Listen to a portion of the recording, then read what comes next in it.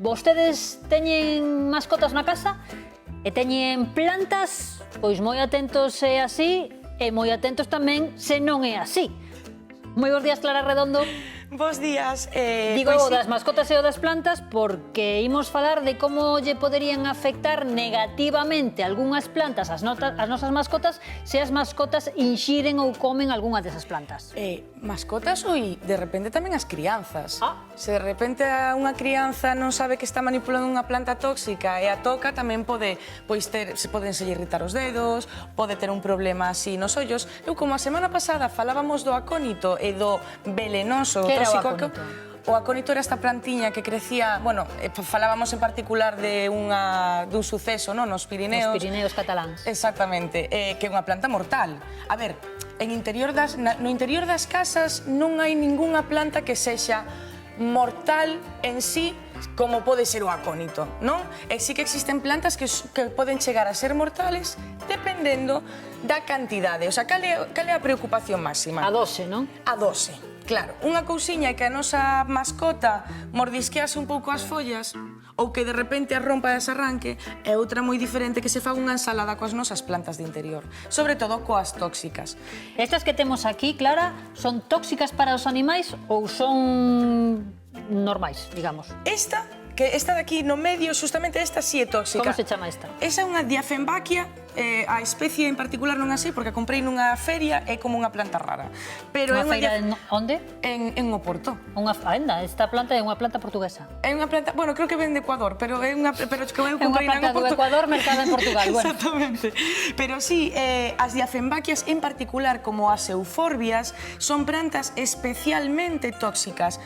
As euforbias, en cambio, son tóxicas e estas, para nós, eu algunha vez manipulando estas plantas, cando están transpirando moito, simplemente co contacto, podo sentir como os meus dedos perden sensibilidade e empezan a picar. Adormecen os dedos? Adormecíanse meus dedos. O sea, as plantas tóxicas poden afectar aos nosos animais a nivel nervioso, a nivel respiratorio, simplemente con algún picor, o sea, hai que un pouco investigar, porque non todas as plantas son igual de tóxicas. Por exemplo, a mostera deliciosa, que non se aconsella ter con animais, é unha planta que dentro das plantas tóxicas non é a que máis tóxica. Entón, Clara, cando temos mascotas na casa e pensamos en levar algunha planta, é recomendable preguntar no sitio onde imos mercar a planta, ainda que sexa nunha feira en Portugal, se esa planta ou esa especie concreta é axeitada ou non para convivir con mascotas ou con bebés, como dís, non? Con nenos ou nenas pequenos na casa. Sería recomendable, despois depende moito da mascota. Cada mascota ten a súa personalidade.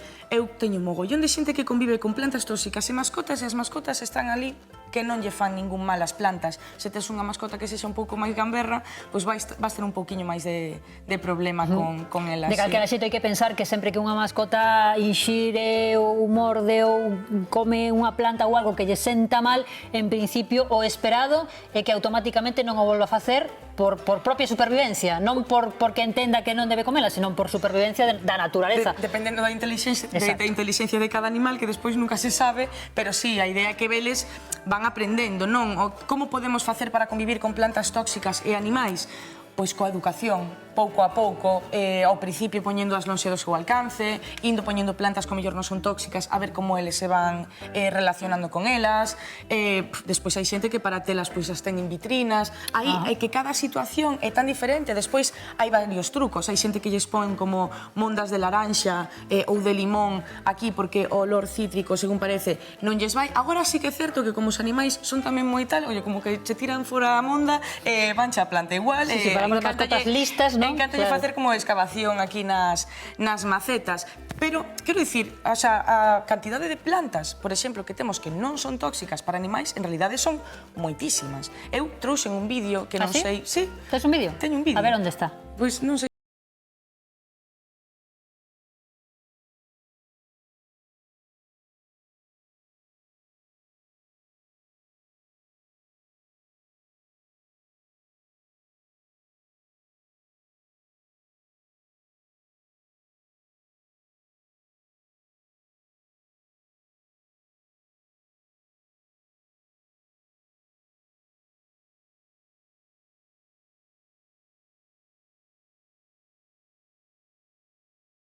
que ti protagonizas.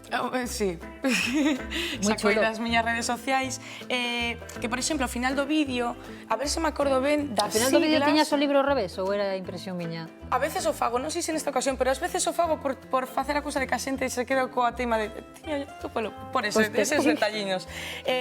Xustamente sacaba o libro, que non me acordo exactamente das siglas, pero creo que como ASPCA é unha páxina web onde ti podes poñer, bueno, está en inglés, pero pos Non-Toxic Plants, ASPCA, e aí podes buscar absolutamente todas as especies que son tóxicas e non tóxicas. Teño un buscador, aparece a especie que ti busques e indícacho, porque en moitos casos hai xente que non sabe que, por exemplo... Porque cando mercamos unha planta, bueno, no caso desta, que hoxe é a protagonista indiscutible dunha feira, é probable que non teña un distintivo ou un envase, un envoltorio que identifique absolutamente nada en principio. Pero hai outras plantas que si mercamos en establecementos, digamos, máis estandarizados que mellor sí que poden indicar en algún punto eso, non? Sí, se de repente as mercamos en un bazar, normalmente non soen ter as especificacións, algunhas sí, pero non é o normal.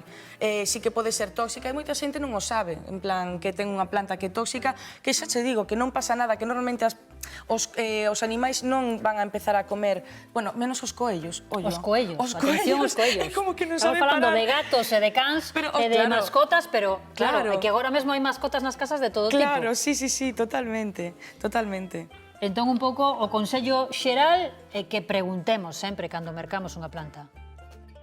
Sí, non, a idea sería preguntar e despois, no caso de repente dicir, vale, é tóxica, pero quero tela na casa, intentar ubicala o máis o lonxe posible e pouco a pouco. Eu, por exemplo, a xente recomendolle, por que non facedes unha xungla de interior para os vosos animais? Se lles gusta mordisquear e andar nas plantas, pois coller plantiñas as que non lle teñes moito cariño e poñerllas todas xuntas para que teña o seu propio espazo onde poda facer un pouco, pois, un desastre. Ti coñeces alguén que sufrira algunha indisposición despois de que a súa mascota comer algunha planta tóxica? Sí, bueno, fixo aí como, bueno, un pouco de arte nas paredes. Neste caso, a este animal deulle, bueno, pois un problema intestinal moi grave, moi explosivo e foi, bueno, quero dicir, despois da recuperación eran entre choros e lágrimas coas paredes, porque, bueno, claro, un animal non pode intentar controlarse tanto como podemos intentalo nós, pobriño, verdade, pobriño. Pero está ben, non lle pasou nada,